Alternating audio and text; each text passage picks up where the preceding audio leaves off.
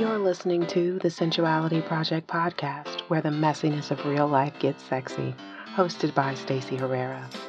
This podcast is intended for mature audiences only. Episodes contain profane language and topics of a sexual nature that may not be suitable for children. Listener discretion is strongly advised. Welcome to the Sensuality Project podcast. I am your host, Stacey Herrera. I am super excited this week because this week I have a special episode for you. It's a 2-for. That is 2 chats for the price of 1 listen. First up, I am chatting with Sama Morningstar. You might remember Sama from a previous podcast episode. And in this chat, we talk about everything from embodiment to being present for your menstrual cycle, even when it's uncomfortable. It's so good. And the reason that this episode is a 2-for is because my second guest, Nicole Katzender, and Sama Morningstar are both part of the Embodied Shakti Summit, which is hosted by Sama Morningstar. The Embodied Shakti Summit is coming up on April 5th. It's going to be from April 5th through the 19th.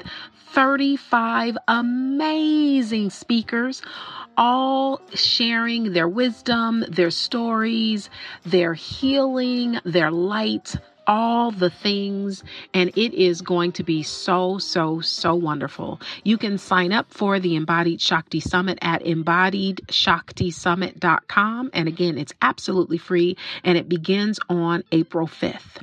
So with no further ado, listen up for this juicy conversation with Sama Morningstar. So tell me what embodiment means for you.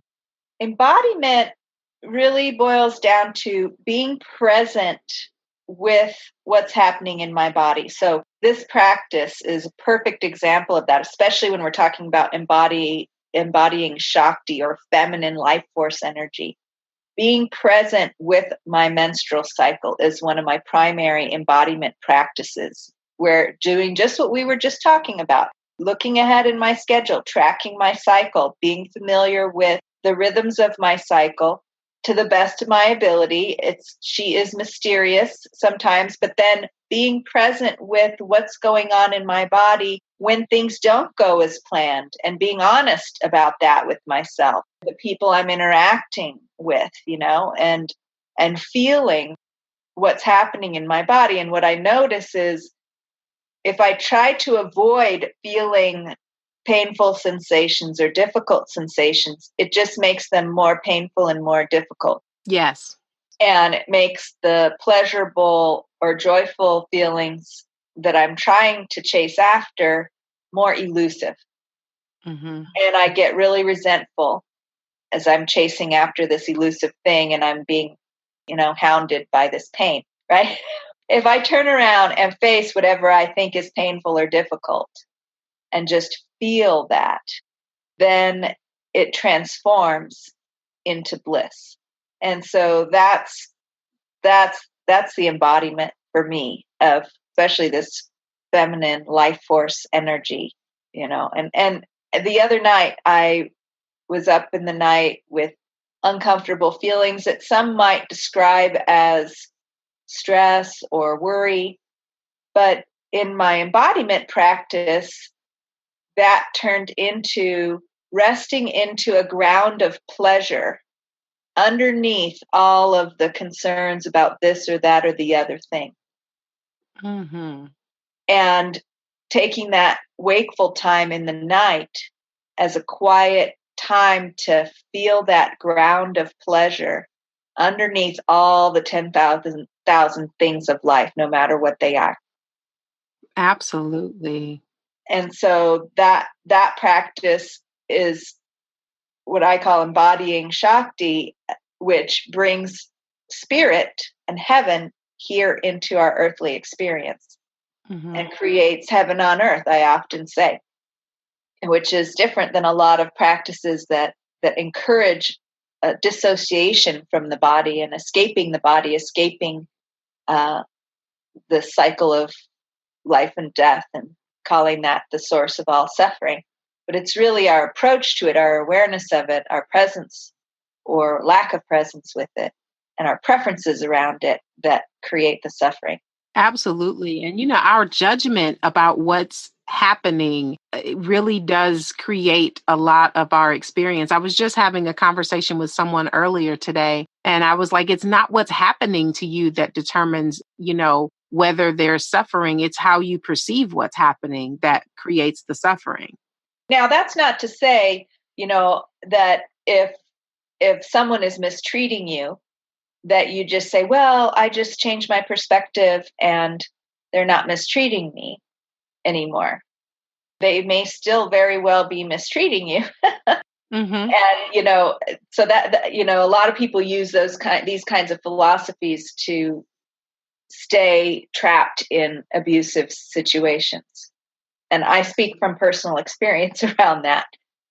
And so, I feel in my practice of becoming more and more present, there's an edge there of holding my need and the benefit of caring for myself together with my desire for intimacy and connection with others, and what's truly caring and partnership, and truly really seeing what's happening in my relationships and facing them. And that's not always easy, especially as you get more and more into intimacy in a partnership relationship. There can be people's shadow comes up, Mm-hmm. and that shadow can feel abusive. But if we have a ground of a healthy partnership, and that person grows and changes, and that you can, you have a ground of a basis of safety with that person, then you can work through those things. But there's a lot of relationships out there that don't have that ground of safety and that foundation of trust, but that people, especially women, tend to we can use spiritual ideals like this of, well, if I just shift my perspective, then, I won't suffer, and then it'll be okay, out of some, attachment to perpetuating that kind of relating, because we don't know anything different.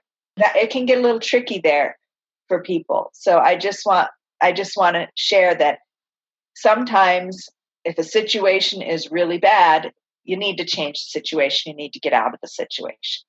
Absolutely. Well, but embodiment helps you to be discerning about whether something is,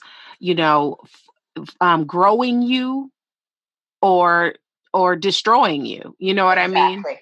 And Yes. it's much harder to when you're not in your body, it's much easier to make up stories to accommodate dysfunction. Yes. Beautifully put. Indeed.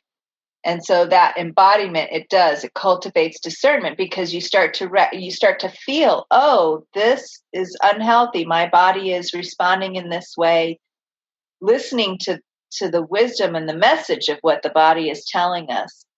And that's not always easy, especially if we've stored, traumas from early childhood or birth, or, in the tissues. Sometimes the message that's coming from the tissues might not be relevant to the moment. Like for me, I have lots of early trauma where I just wanted to scream at my mom for my entire childhood. It's not good for us to be here with this man. Mm. Every cell in my body wanted my mom to leave my stepdad.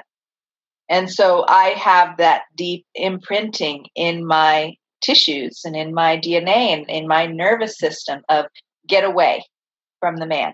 So there's a discernment that needs to take place for me. If I'm ever going to have, if I was ever going to have an intimate relationship, I needed to learn to discern where is this message coming from? Is this message coming from that scared, terrified little girl who never will ever feel safe, because that's how that part of me was wired? And then evoke my own wise woman that has this discernment to see that my now husband of, we've been together 15 years now, that we do indeed have that ground of safety and trust in our relationship, even if sometimes, stuff hits the fan and and we both have our healing that we need to do. And that little girl inside me is like, get out of here, Yes. And my inner wise woman is there to hold her, and say, well, okay, let's see, because we also know that we really love Jeffrey and that he is a trustworthy and kind man. So let's just see. Yes. And so it's not always easy, but that embodiment is very important for that. And that whole process makes it really important for me to be in tune with my menstrual cycle and to heal the imbalances that create extreme moodiness. If I'm not nourished properly, if I'm, out of sync with my own rhythms, if I'm not rested enough, if I'm not hydrated enough, then my hormones can get out of hand, and those messages can get confused. Absolutely. And and those things are important for, everything that happens in the body. I just wrote a newsletter yesterday about how to shit well. Like Oh, I love it. like it was like five things to help you get your shit together, but I wasn't talking about like your life because hydration is important. Being embodied helps you to know when there's something that's off balance, like paying attention and looking to what not just of what you're putting inside, but what's coming out. Is it watery? Does it have cracks in it? Like paying attention, like, so those things that you mentioned about like that inform your cycle also like inform like the cycles of your body, right? Like all of them. The digestive tract and your nervous system responds differently when you are not rested, or your skin looks different when you're not hydrated. Like it's such a symbiotic experience. Like the way that we care for the home we live in, which is our body, really does inform the way the home takes care of us. Exactly. And that brings it to focus of a lot of your work is the sensuality, which really requires us to turn on all of our senses to experience. And the more we practice that sensuality, whether it's pleasure oriented or simply, well, it's always pleasure oriented if you're really, but it's not the chasing of pleasure. Like my experience of sensuality isn't like chasing some peak pleasure. Right. Anymore. It's more of, can I feel the pleasure that's intrinsic in this moment and right now and again now, and even in the heat of a difficult moment, can I feel my body? Absolutely. Even look for the pleasure in that moment, and that becomes really rich, especially if you're dealing with difficult emotions like grief or anger or frustration, to feel all of that and feel the passion and the pleasure of the passion underneath that, and the desire and the impulse to care for yourself, or the love that you have for another person, and what's fueling the intensity of the emotion. Somebody that you're just acquainted with could do the same thing and you just blow it off. But because it's your spouse or your lover and you have strong feelings with that person, they do it and it's off the handle, right? You're way more upset, or at least I speak for myself. I'm way more upset when my husband does something than I would be with someone else. And so feeling the love for him and the attachment around our relationship being healthy and happy, and the passion for that I have at the same time, that's mixed in with that response that I had to whatever it was that he did, just enriches the whole experience. So then I am a woman in love instead of a pissed off woman with an annoying husband. Well, I read a quote once that said, love makes us feel safe enough to be horrible. That's the Yeah. reason that we respond to things differently, because with someone that you don't have very much emotional attachment to, there is a lack of safety in being completely transparent with how you're actually feeling. Right. And so we withhold, our feelings of irritation or frustration. But with the people we love, there's a comfort and there's a lack of armor that gives us permission to be downright awful sometimes. And that grows over time. People think Yes. the longer you're married, the more peaceful it becomes, or the longer you're with someone, the more harmonious it becomes. But I was just talking with a girlfriend the other day. She's been in a long-term relationship too for a while. And, we were just comparing notes about how much we adore our partners. And the tiniest little thing can be so hugely painful. Mm-hmm. And so hugely transformative as well, because we're so motivated, because we have so much invested and so much intimacy with this person in our relationship, that the most painful thing can come up, and I'm there and I'm with it and I'm holding it and I'm bringing all of my strengths and all of my wisdom into the arena with it, because it means a lot to me. I'm not going to let this 15 years of relating and developing and building what we've built together just drop by the wayside because, of something difficult that came up, some shadow side. And the more we develop that, the more of our hidden shadows and hidden hurts feel safe enough. Mm-hmm. And we just this weekend had a whole revelation where I was saying something, sharing about something, and my husband said, "You've never told me that before." I'm like, "Sure I have." And he's like, "No." And it was like a big thing, a big influential experience that I'd had in my early life that I guess I hadn't shared with him. And it really, you would think after 15 years we would know all those things about each other, but we didn't. And then he was telling me something the other day that he's never told anyone, and he was telling me about his inner experience in a way that he had never really shared it like that before. And so, this embodiment process just comes in layers and waves as we create more safety and more intimacy with ourselves and with each other.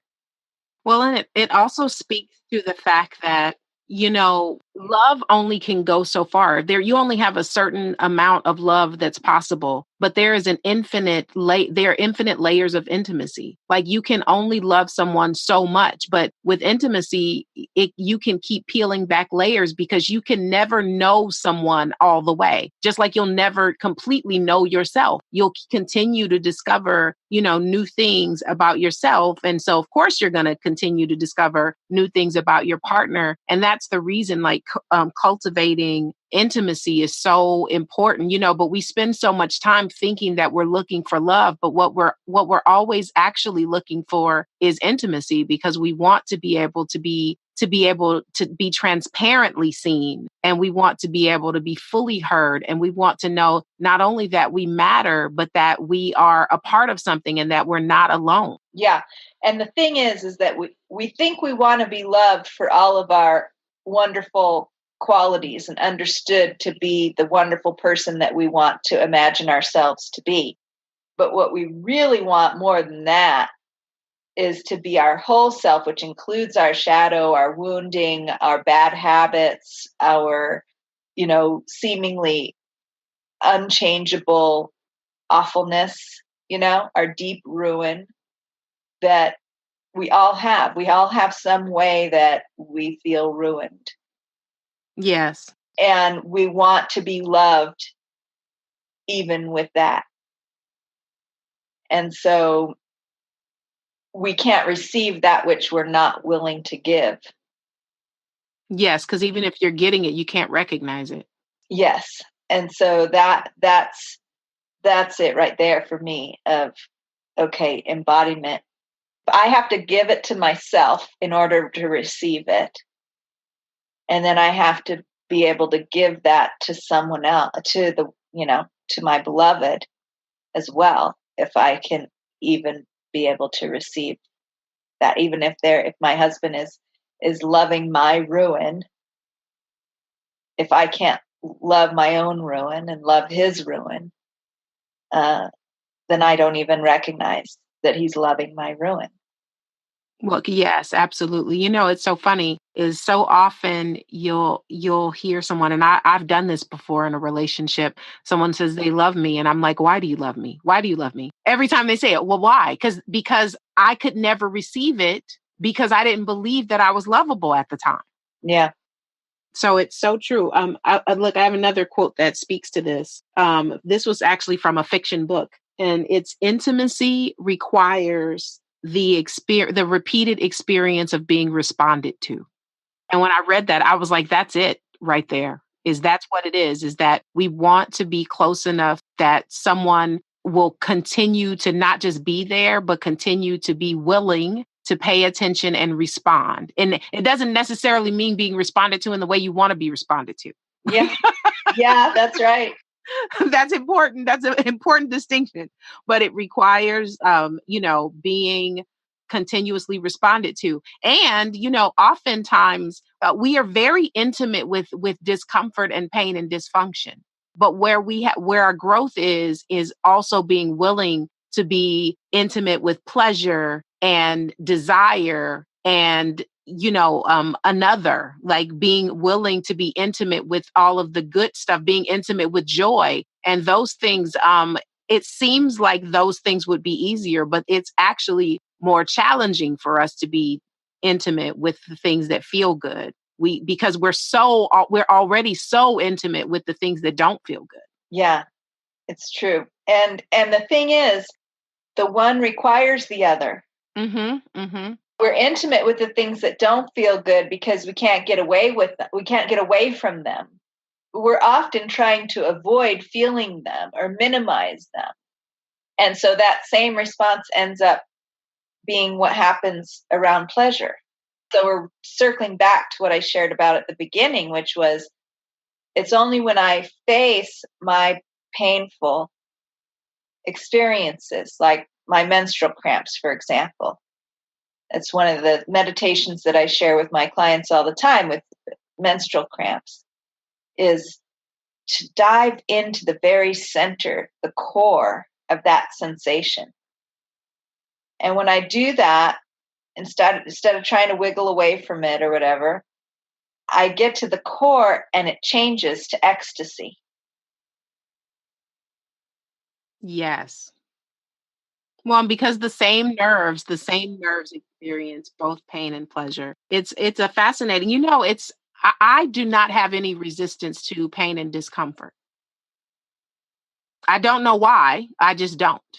So like when something hurts me, and like consequently I have a high threshold for pain and discomfort because of it, but I don't know why that is. It wasn't something I tried to cultivate. My body literally just came like that. Well, and I think that that's something that we are entrained to as well. Mm-hmm. Your body was, you inherited an ability to feel pain and feel a good deal of pain and be okay with that. That might have been something that you inherited, not just, yes, genetically, but also a behavioral response that was for you by your parents. Oh no, no, not from my parents. No. What No. was your parents' response to pain? Both of my parents struggle with pain and discomfort. Incidentally, both of my sisters also. So, interesting. Yeah. So even like when I was in labor, I remember like my mom sitting on the side of the bed and she was like, "Is it hurting you?" And I said, "You've had 3 babies. You know it's hurting me." And she said, "You're not acting like it." And I was like, "How should I be acting?" Oh no. Well, you can also, like I would feel it. It was just like, okay, this is the experience. This is what's happening. Yeah. But it didn't make me like, like I don't get really angry or irritable when I'm uncomfortable. Uh-huh. I just, I'm just with it. I also didn't know at the time that this would be my work though. Right. Well, and you might, we can inherit gifts like that from previous generations, Mm-hmm. Genetically, but also behaviorally encoded in our cells. So if you do ancestral exploration journeys with that, even if the ancestors are no longer physical form, you might connect with someone way back that had this same gift. Yes. Well, and it's been beneficial. It's been really beneficial because like I also have a resistance to local anesthetic. So thankfully I've been mostly well and I haven't had to have a lot of experience with it, but like none of the medications that in the cane family work on me. So like Novocaine, lidocaine, they don't do it. My nerves don't deaden when I'm conscious. Uh-huh. So it definitely, I mean, again, thankfully, I've got great teeth and I've had very little use for Novocaine. But the times that I have, I always can, no matter how much the tissue will numb out on the surface, but the nerve never deadens. Uh-huh. So it was like, oh, my jaw feels numb and my gums feel numb. But as soon as they touch the tooth, I'm like, I can feel that. Wow. Yeah. So it's again, but I didn't even know that because I had been, I'd been so well. I didn't realize that I had a resistance to local anesthesia until I was a grown up. So it's a benefit, but I can't say that I've always been as present with pleasure. Uh-huh. So you're able to be present with pain, but pleasure I had to work on that. You had to work on that. Yes. Well, and I'm curious about how you worked on that. Is probably because you have to create pleasurable situations. Mm-hmm. Yeah, pain just happens. It's not something I seek. I'll tell you that. That's right. But pleasure, and that's something I'm realizing more and more as embodiment practice is to actually cultivate pleasure, not chase after it, but do the things that I know produce pleasure, that nourish pleasure in my life. And that means creating the health, nourishing my body to be the healthiest that I can, nourishing my thoughts and my moods to be as pleasurable as I can. Changing my relationship to pain, because I didn't inherit that thing that you have. So I get very uncomfortable and very grouchy and upset about when I'm in pain. And so shifting my attitude about that has been very important for me, like I shared before. But yeah, so I'm curious to hear how you have cultivated pleasure. Well, like it's the conscious cultivation that I actually had to learn. But like even in moments, like even as we're talking, like I instinctively, like I'm only half dressed, so I only have like a t-shirt on and nothing else.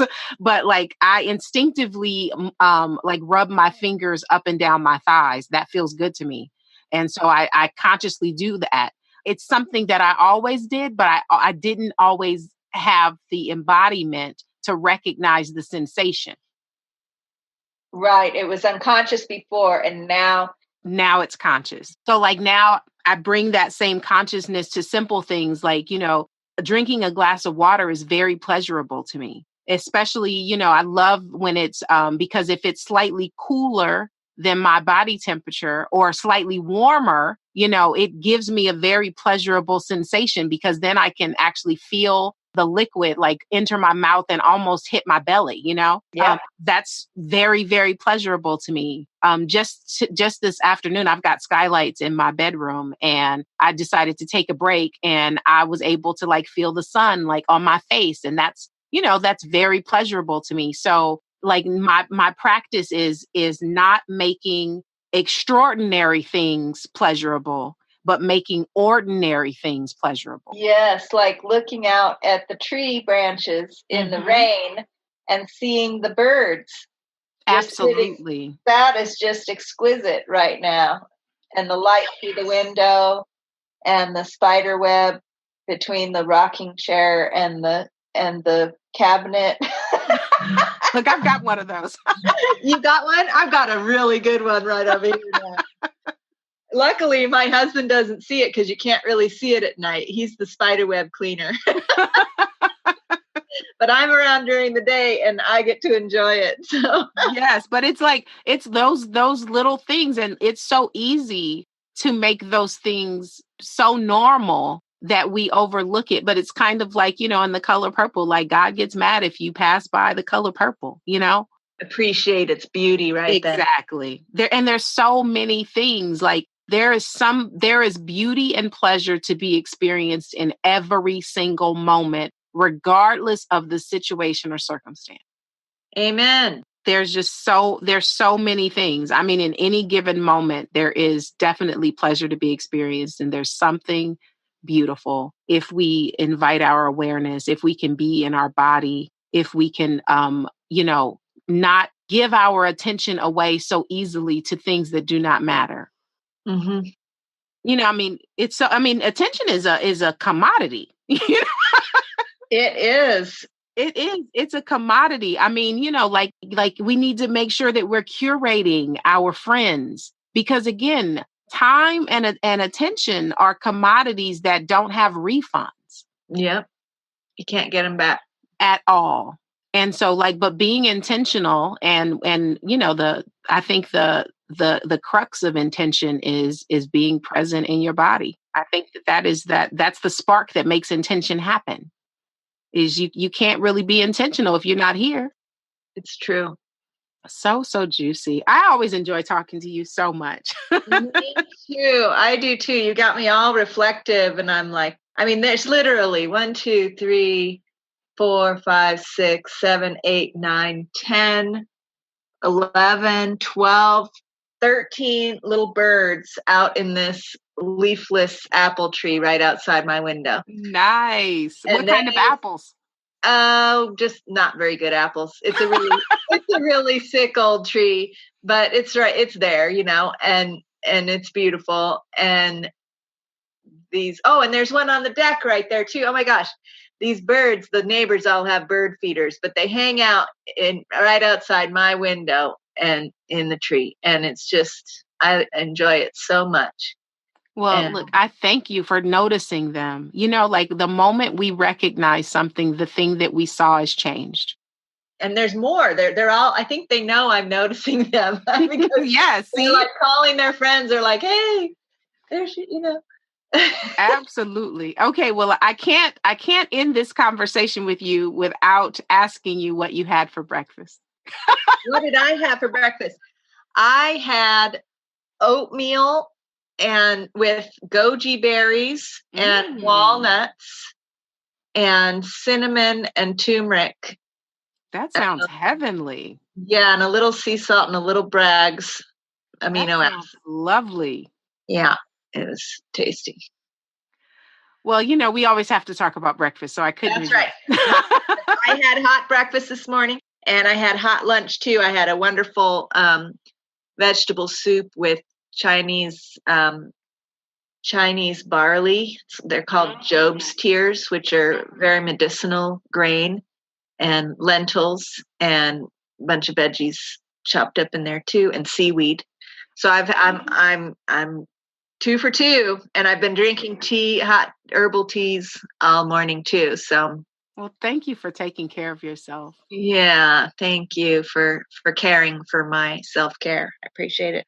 I hope you had a good hot breakfast too. This morning, let me tell you, this morning I had a very delectable breakfast. Oh, I had the other day I had baked some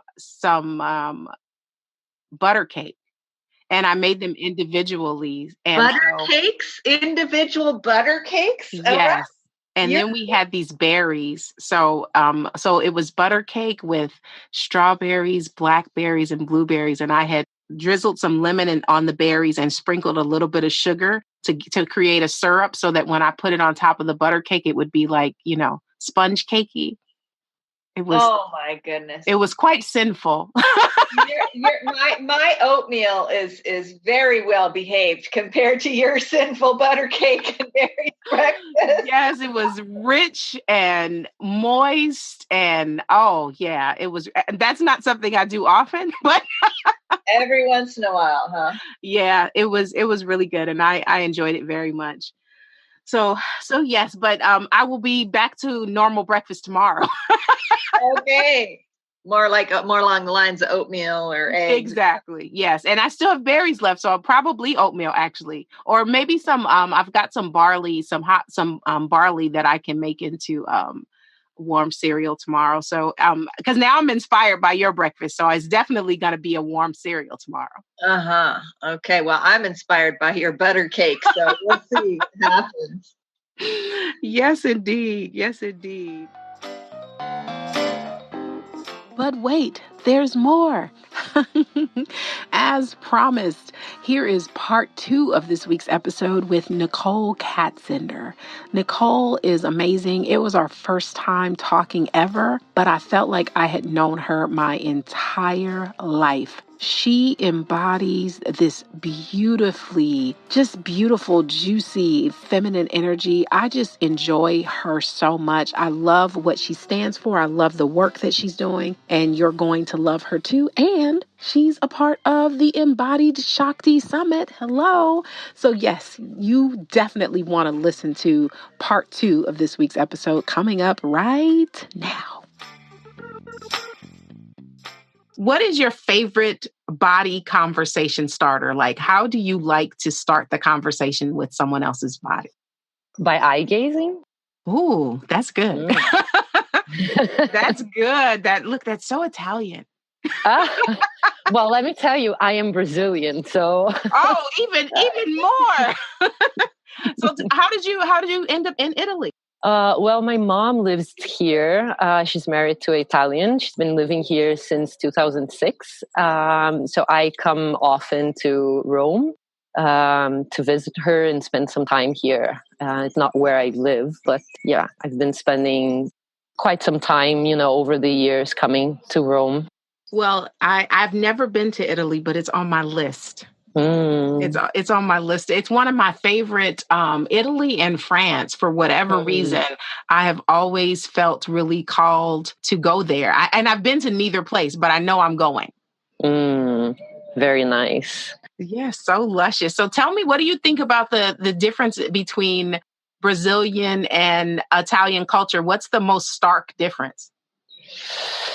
It's hard to think of the difference because there's so many similarities. In fact, yeah, many, many similarities. Well, Latin, we're there's the hot blood, aspect. People are warm, so I'm not giving you differences. I'm actually giving you the similarities. No, that's okay. And perhaps the differences can come up for me. I'm not sure. I mean, let me see. What could be something that it's different?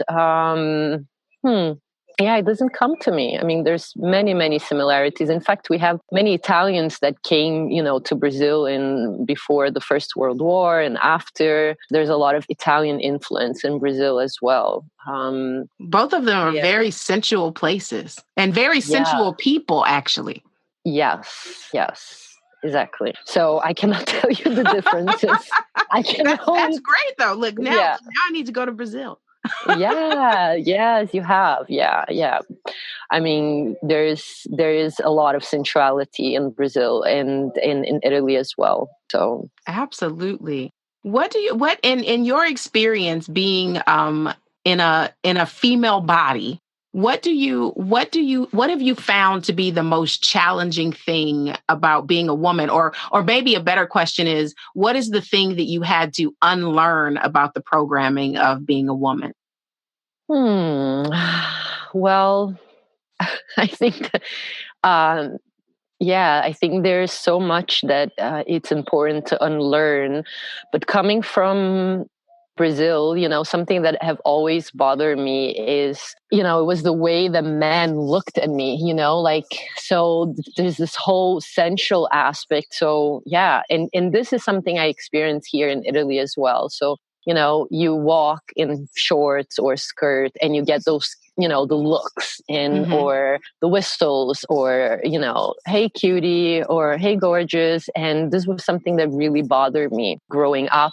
And in Brazil, I moved out of Brazil when I was 20. I moved to New York. I lived there 9 years. And of course, in New York, it was very different than Brazil, although you can still get the looks, but it's not as aggressive. So a thing that I've had to unlearn is that men are just looking at us, as objects. And I discovered that, in fact, it's just that they're how can I say that without... I think, the female body, it's so beautiful and so sensual, like every part of it, that they're just curious and they look at us. Like if we're not taking from a wounded place in regards to the masculine, it's an admiration, they're looking with admiration. So this was a very important thing for me of having to unlearn that, in fact, when I am in a place of feeling myself sacred and coming from a place of sacredness, I can actually receive. In fact, the looks are different when you are I don't know if that's going to make sense. No, it makes perfect sense to me. Okay. I hope that the listeners can also relate to that in a way. And if they don't relate immediately, but one day they can, because from my journey, once I started to truly embrace my feminine self, my sensual self, and accept that this is my birthright, and I don't need to feel uncomfortable or perhaps even use that, to gain something. That was not really much my thing, but somehow we are also immersed on that, right? Let me use my looks or my sensuality to get to places or to get to that nightclub or whatever stupid reason might be. But once we fully embrace, and there's many layers of fully embracing, but once we start embracing that sacredness, the looks become different. It becomes, there's still this curiosity, or maybe even the desire from a physical aspect, but there is an admiration, there is a respect, it's different, it's felt. Perhaps it's also an aspect of perception, changing your perception. So that reflects also in the person perceiving you. But I feel like, as for right now, this is what it comes to mind, that it was like the most important thing for me to learn. And in fact, I prefer to wear a long skirt, and I feel much more, and it's not because that was a point, that was because I wanted to avoid looks. But it's just, for now, it just feels like, no, it's not really avoiding. Maybe today I want to wear shorts and I wear it, and I might get looks because I have beautiful legs, and that's okay. They're just admiring the sensuality of the female body. And there's no need to, to hate them, to blame them, to feel disgusted by them, So in some words, this is a very important aspect of my own feminine awakening and healing journey, is to unlearn, that men, all they want is just to fuck, because it doesn't, it's beyond that. What is behind this lust? There is this desire to come home through the feminine, and once that it's once that is understood from the women's point of view, and from honoring that we are sacred, there's a shift that happens, inside, and it reflects on the people around, and it's so beautiful, because then the masculine starts showing up in so many beautiful ways in your life, in my life, at least, supporting me. And like we like to say, grill nights, like really showing up. And you can see that, they're coming from a place of, actually, maybe they're not even aware, but of honoring the feminine, because I am honoring the sacredness of my femininity. I agree. I think, one of the things that I've recognized in myself, not even just with men, looking or catcalling, even when I look at another woman's body, my perception of every experience is completely based on the level of love and acceptance I'm feeling for myself. That, you know, when I am when I'm loving and accepting myself wholly and completely, then when I look at someone else, I'm not casting judgment on them. You know, even when I look at another woman's body, like, whereas when I'm not feeling good about myself, I can pick other people apart. I can look at them and be like, oh my God, I can't believe she's wearing that. She knows that that's not for her body type. You know what I mean? Whereas when I am loving and accepting myself, I'm not thinking those kinds of thoughts when I look at people. You know, when I'm loving and accepting myself, I also can accept that I don't know someone else's story and I don't need to place a story on them. And I think that that's been also my experience with men. You know, I see it a lot in the dating, you know, especially online dating, is that there's a lot of times there's this very aggressive female perspective of how a man approaches. And even if what they say or how they approach you is not favorable to you, you don't have to respond unfavorably. But your response, you know, completely depends on where you are and how you're feeling about yourself, as opposed to how someone else is feeling about us. But I think that no one really tells us that our internal dialogue dictates our external experience. Yes. Yeah. Yeah. Nobody tells us though. Yeah. And I love what you just said, you know, that it depends how you're feeling. If you're loving and accepting yourself, then you're not passing on judgment, you know, you're just loving and accepting others. So I love that. Very, very, very well said. And yeah. Yeah, no, I definitely, I'm so grateful that there are so many women showing and leading the way for us to return home to our natural feminine selves and not making it wrong, you know, because for so long there's been these two camps. There's been the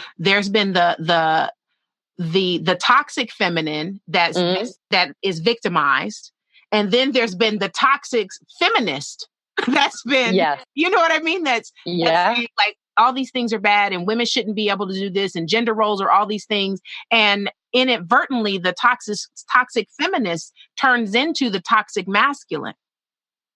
Yeah. Yes.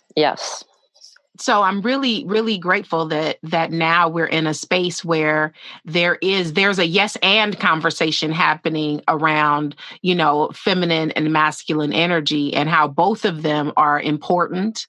Both of them are good, you know, and it's just a matter of being able to move in and out of the space. But what do you think about, and I'm sure you encounter this often, women when they are in the space of feeling like men aren't showing up for them or they're not holding space for them and not recognizing it's because they're occupying the masculine energy space? Yeah. Well, yeah, we kind of have been showing up, you know, too much in our masculinity. So yeah, you know, like there is times where, well, for a long time, women had to show up in that way.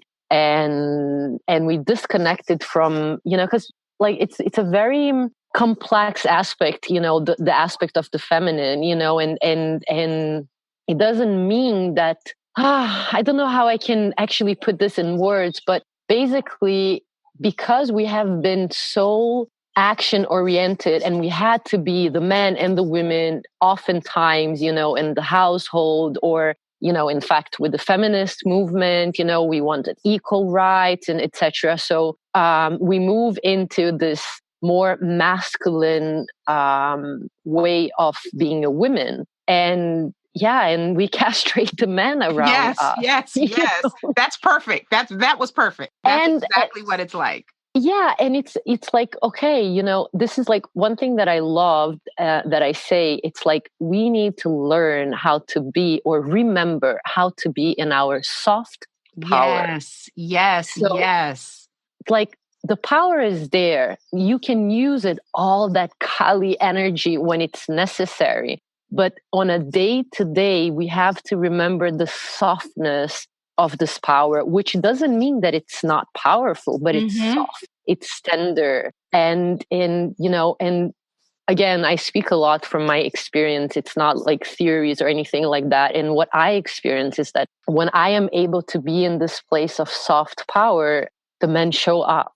They show up. And sometimes it's strangers that show up.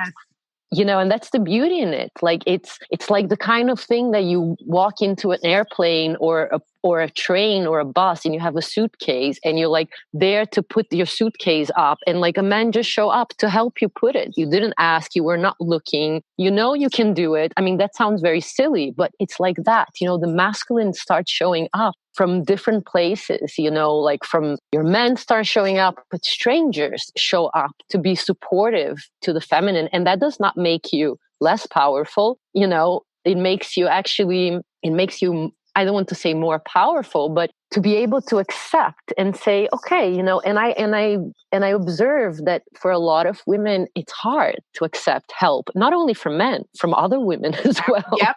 Absolutely. Yep. Like, no, I can do it. I do it all by myself. And I get that, because it's better if I can do it all myself, because that way I will do it and there's no expectations from others. There's no disappointments. But if we're able to soften and I can receive support from women around, from men around. I don't know if I actually answer your question, or it was not really a question, but I feel like it's important to be aware when we are castrating the masculine and then wanting for their support, like how they can support us if we're actually taking their role. I've had the same experience around softening, and I was a terrible receiver. Yeah. I was a terrible receiver for a really long time, and it still comes up for me sometimes, but not as often, and I'm able to move out of it easier. But I was a terrible receiver for the majority of my life, actually. And when the way that things shift so drastically, and the beautiful connections, and again, sometimes just like you said, sometimes they're strangers. Like, sometimes it's like someone that you never would have even ever had a conversation with. But because you're in the space of receptivity, people show up and you start having all of these beautiful symbiotic relationships. And sometimes those relationships last for 30 seconds. You know, sometimes they last for years. But it changes everything. And there is something beautiful about softening. Like it's again like the water and the river banks. It's very easy to look at a river and think that the banks are holding the river until you realize that the river created the banks. Yes. And anytime the river wants to change direction, it will, and it will create a new path, and the banks will appear again. Yes. So the feminine is absolutely very powerful. I like what you said about men returning home to the feminine, because I think that a lot of, because of the way we've been in this either orness for so long, the perception has been that a man needing a woman, and by needing, I mean just like being in her presence, or, accepting her energy, or being a container even for her, that has been perceived in a way that has made it a negative thing. In the same way that a woman, being receptive to a man has been made to appear weak, because we've decided that the masculine and the feminine need to exist separately. We've almost unconsciously made these choices that it's either or, masculine or feminine, when there is no such thing as feminine and feminine, or masculine and masculine. The universe and every single thing in it is designed in the yin yang pattern on purpose, because they fit together. And so I think that it's so important for us to again unlearn, and it takes a while. It's not like easy, because those things come up like in different ways. But I think that it's so vital for our, for this harmony and this peace that we keep talking about we want. This abundance that we keep expressing that we desire. Those things cannot happen if we don't allow space for both energies to coexist at the same time. Yes. Big yes to that. Oh, such a juicy thing. Such a juicy thing. Okay, so here's a random question. What's your favorite thing to do naked that is not associated with sex? Swimming. Oh, look! Well, as soon as you say that, I see Brazil and Italy at the same time. Well, entering a body of water, so not just necessarily swimming and not the bathtub, but like going into the sea naked or the lake. Yeah. It's one of my favorite things. Yeah. That comes to mind right now. That is beautiful. There are probably way more opportunities for to immerse yourself nude in Brazil or Italy than there is in the United States. Let me tell you that. Yeah. That Yes. there are very few places that we are able to do that without sneaking. Yes. Yeah. That's beautiful. Tell me how you experience the feminine energy of a body of water. Like, what does that feel like for you? Well, that feels like home in a way. Yeah, like, to be in water for me, like as a baby, my mom already put me in swimming classes. So it's kind of like from the womb, I was to the pool. So it's for me, I mean, the water, feeling the water in my body, like feeling the consistency, because in fact, like there's this lake where I'm in right now, which is a very magical lake, and it's a volcanic lake. So the water is full of minerals. So it's like thicker a little bit. There's a different density, and I can feel that in my body. Or if I'm in, let's say the Red Sea, which has more salt, and also has this, this different thickness or consistency of the water, and to feel that in my body, or to like dive and go under the water and actually, feel the stillness and no breath, and the whole water enveloping my body. It's for me, it's a very sensual experience, very sensual, sensorial experience. So especially like doing naked, there's another aspect of it, because you feel, I'm going to get a bit explicit now, but you feel the water in your yoni, you can feel it, in the outside of your yoni and in your breast. And it's like, it's like a gentle touch, a gentle caress in the body. And for me, this is how I experience water. I'm like a mermaid. I love the water. And every time, even now, I mean, it's a bit cold, the water here in the lake, but yesterday I had to go in. I mean, I didn't do naked because there was people around, but I had to go in and get, this volcanic water full of minerals in my body and receive the medicine that it holds. So This is, I have a similar relationship with water. For years, I didn't realize that over the course of my life, I was always moving closer to it, but I thought it was a choice. I thought it was a choice. I didn't realize that it was a pull. And so like, I can't see the Pacific Ocean from my house, but I could walk to it in 5 minutes and I can smell it. Like in the morning when I open the window, I can smell it and I can hear like the seals in the morning. And energetically, I need to be next to the water. When the further I go inland, I could feel the shift in myself. And the water is a way that I recalibrate. Like I think that I am my most sensual self when I'm in water. Yeah. Oh, but you describe it much better. No, you describe it much better. I just went into the physical aspect, but the energetical aspect, it's also so important for me. Like I didn't grow up by the ocean in Brazil, but we always went for the summer, like 3 months by the ocean. And there's such a huge, I remember even in New York, I lived in Astoria in Queens. So when I would go to Coney Island to visit a friend, just like in the train, by getting into like Coney Island area, I could already feel, and again, New York, it's by the water anyways, but getting to the ocean, to the open ocean, that was just a different energetic feeling of cleansingness, like it's kind of, it cleanses you, it restores, and so, I love it. But I'm a lover, like lakes, rivers, ocean, sea. For me, like, of course, I love the sea and the ocean, but lakes also fascinate me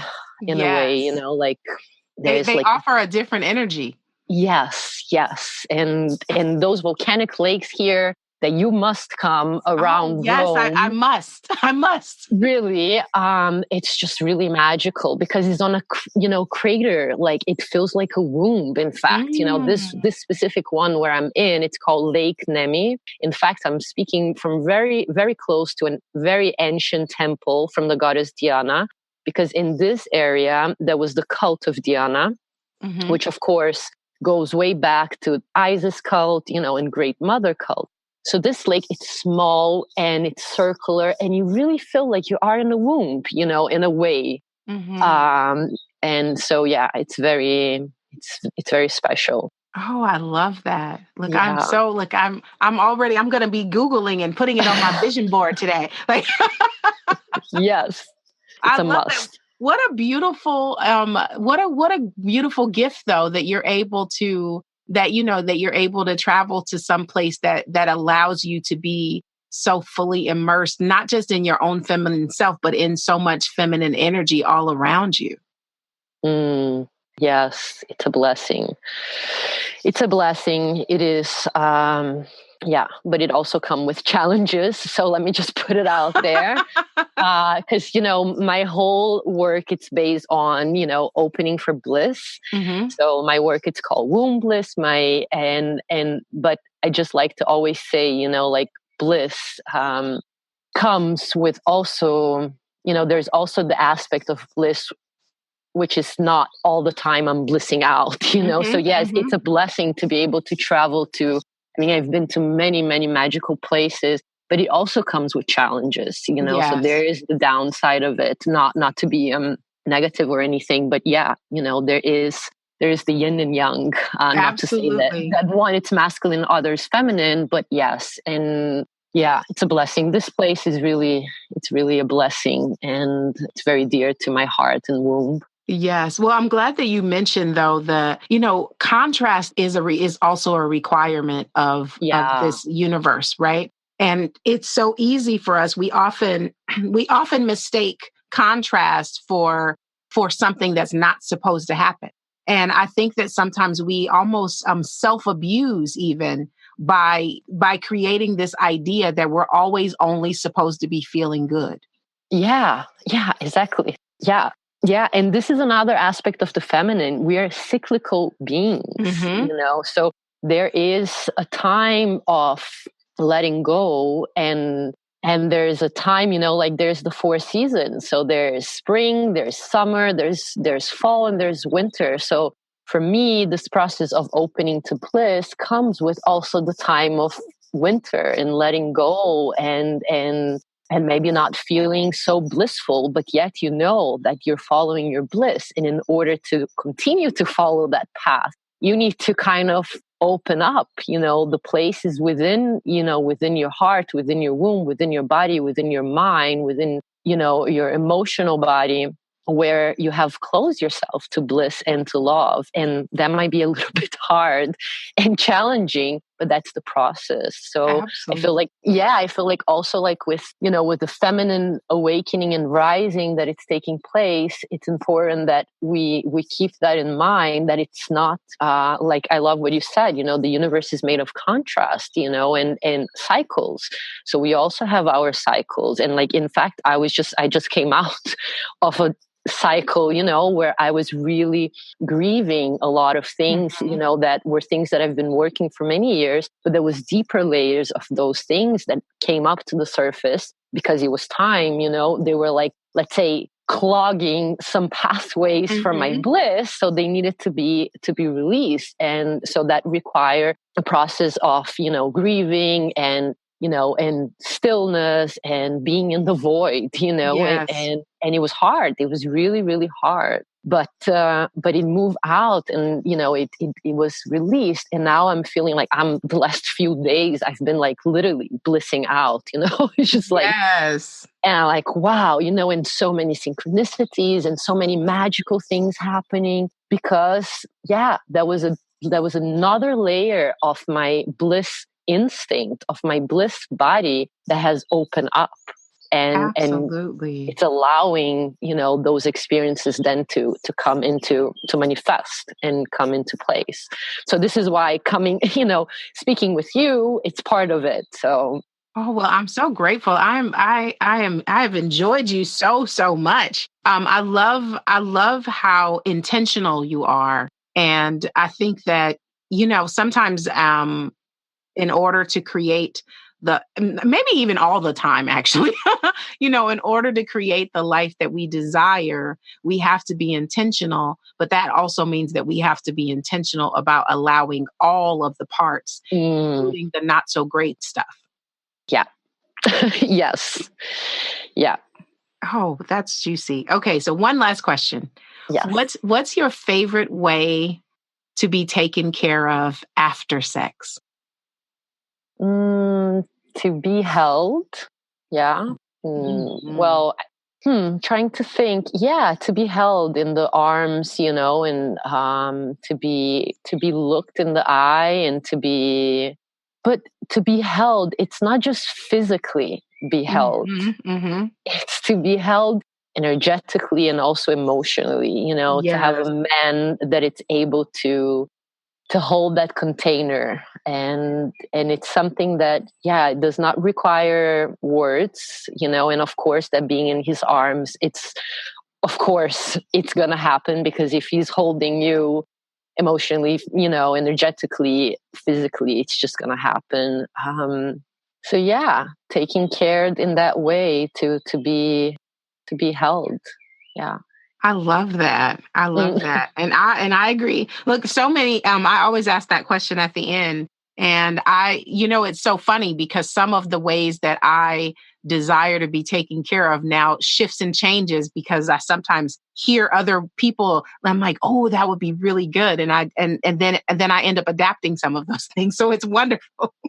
Yeah, I'll be curious to know, because actually, I just thought about it, and how do I like to be taken care? Because that's not something that that lately I've been thinking about it, because it's just happened naturally that the men that I have been with, the beloveds that I've been in the past years, just naturally helped me with this container I describe, emotionally, energetically, and I think, just to say, because this is what we were speaking in the beginning, I know that we are the ones, we as women, we are the ones setting the frequency. Yes.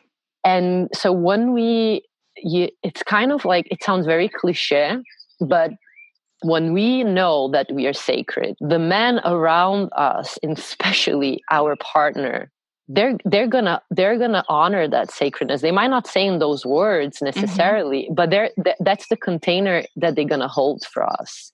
And if it happens that there's a man in your life that it's not holding that container, then it's time to let him go.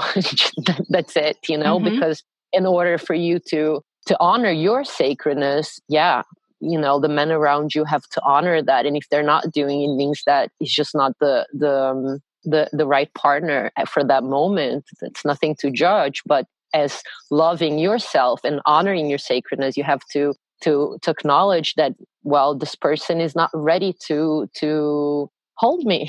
Absolutely. Absolutely. And again, like you said, no judgment, because I so often see women that either they won't accept for themselves that the person isn't right, so they keep trying to make someone who they are not, or they decide that they don't need anyone at all. As opposed to just, this person, like you said, isn't ready right now. And they may never be ready to hold you. It doesn't mean they'll never be ready to hold. Sometimes people don't become who they are supposed to be until after they've had an experience. And so that's the reason that sometimes, after you break up with someone, all of a sudden they get their shit together. Yes. Yes. It very often happens that way, right? Exactly. I've had that many times. And he might be that man that you wanted him to be to the next women, right. But but that's okay, because it's important that we know that, no, I'm not here to change anyone. And in fact, we set the frequency, and you're going to know when someone is just not aligned to that frequency. It doesn't mean, I don't want it to say, yeah, I'm setting the rules. It's not about that. But, if I'm in my feminine power, in my soft power, honoring my sacredness, that's the frequency I'm emanating out into the world. And that's a partner that honors that will show up. And if your partner at the moment is not showing up, then it's time to gently menstruate him out. Yep. That's real. That's true. Yeah. I agree. I love that. Well, I'm so grateful we had this time. I have loved this conversation. Has felt so nourishing to me. Yeah, same for me too. It was really a pleasure. Yeah. So that's it. I hope you enjoyed this 2-4 episode. And I want to remind you one more time to sign up for the Embodied Shakti Summit at embodiedshakti.com. I promise you that you will come away with more than you came with. I promise you that there will be one or more speakers that will speak to exactly what you need to hear right now. And again, you can sign up at embodiedshakti.com. The Sensuality Project is produced, edited, and hosted by me. Music by bensound.com. The Sensuality Project podcast is a production of stacyherrera.com.